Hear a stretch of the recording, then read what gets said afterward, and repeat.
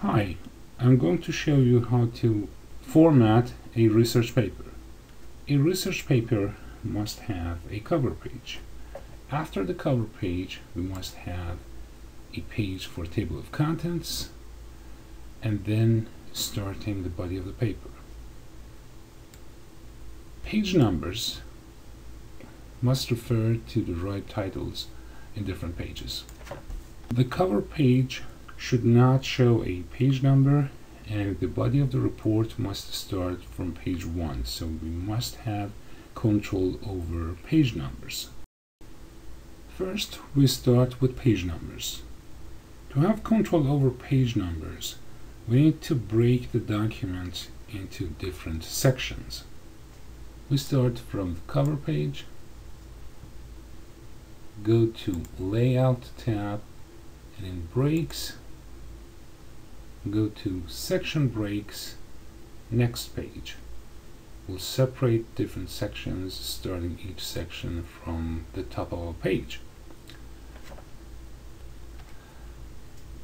So I click at the bottom of the cover page and then click on Next Page, which is the first section break. I need one page for table of contents, so I fade a couple of lines and go back for one more section break. The report starts from the third page, and the second page is blank, reserved for table of contents. Now we can start with page numbers. I will go on top of the document, double click the header area, activate header and footer tools, and insert page number on top of the page, and check different first page. So we don't have a page number showing up on the cover page.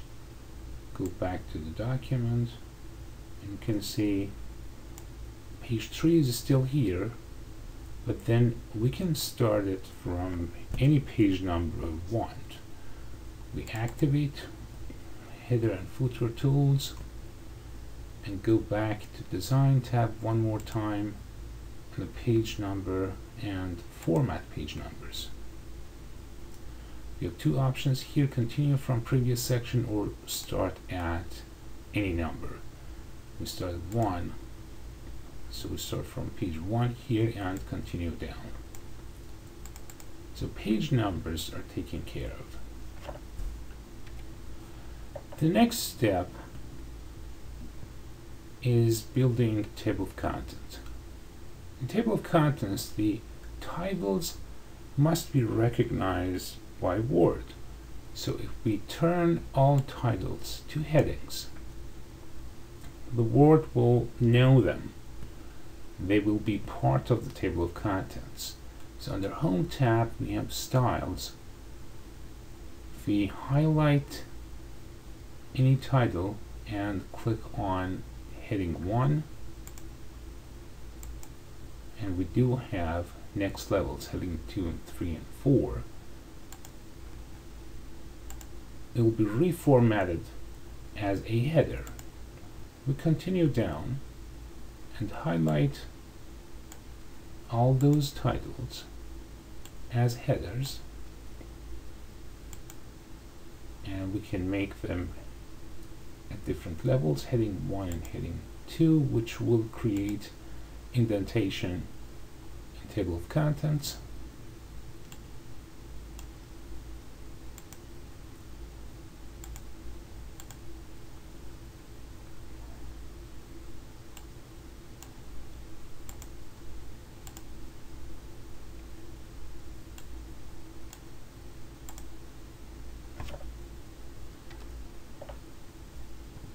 After changing styles of all headings, then we go after figures and tables.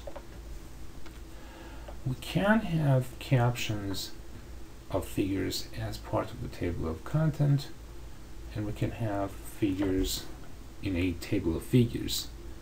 which will follow the table of contents. For a table of figures, if you go to References tab, you can see Insert Table of Figures, which requires captions before that. So we'll click on Insert Caption. First, we should select the place we want to put the figure caption on. I'm clicking on top of the figure and then Insert Caption. Word will create a sequence, so I will type the caption for figure 1.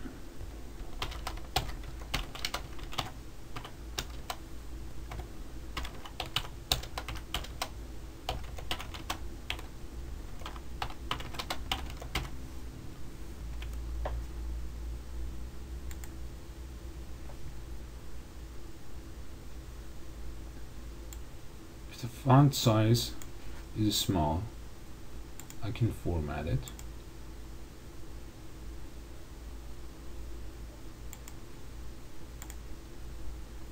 And continue with captions of other figures.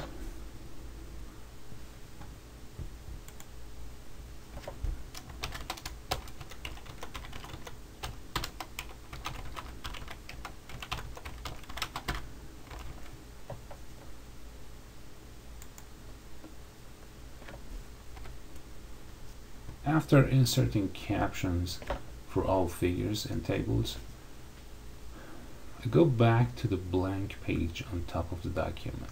Here is where I insert table of contents and table of figures.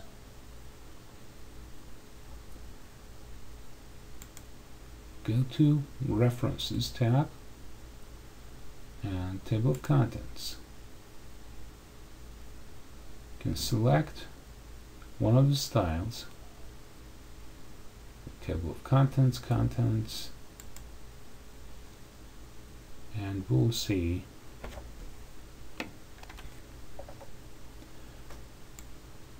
after inserting all titles and captions, I will go back to the blank page reserved for Table of Contents. Click on top of the page, go to References tab, Table of Contents, and select one of these styles, Table of Contents. We have an automated table of contents here.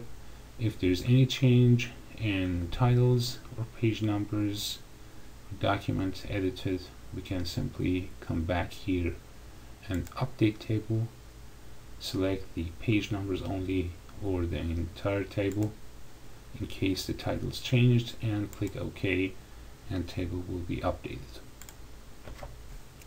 And then we can insert table of figures.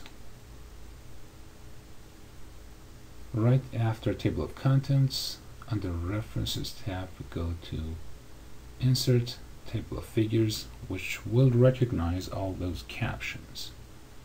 Click on that. In Table of Figures dialog box, we can change options, but simply clicking on OK will create a table with all those captions we have for all figures.